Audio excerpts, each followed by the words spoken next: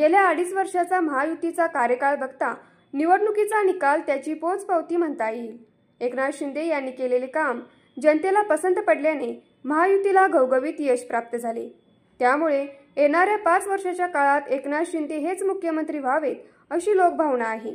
याच अनुषंगाने कोल्हापूर जिल्ह्यातील करवीर विधानसभा मतदारसंघातील महिलांनी एकनाथ शिंदे हेच मुख्यमंत्री व्हावेत यासाठी प्रयाग चिखली येथे दत्त मंदिरात जलाभिषेक करून साकडे घातले।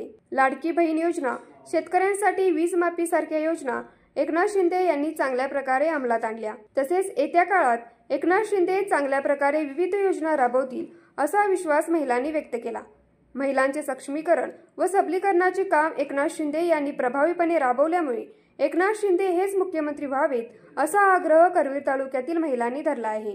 न्यूज मराठी 24 साठी कॅमेरामन सोमनाथ जांभळेसह सौरभ पाटील, कोल्हापूर। नमस्कार, मी विद्याराणी विजय पाटील, राहणार वरंगेपाडी। मी एकनाथ शिंदे साहेब यांच्यासाठी काय बोलणार आहे।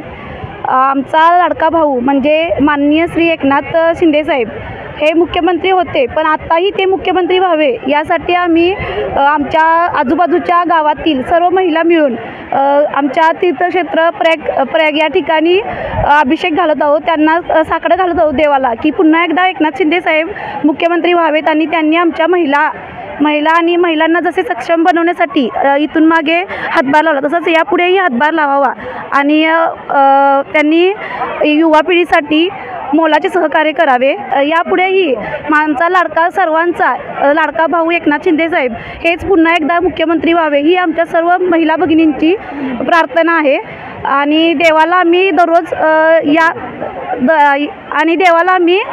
यासाठी दररोज साकडे घालू आणि देवाकडे एकनाथ शिंदे साहेब पुन्हा एकदा मुख्यमंत्री व्हावेत यासाठी आम्ही प्रार्थना करत राहू।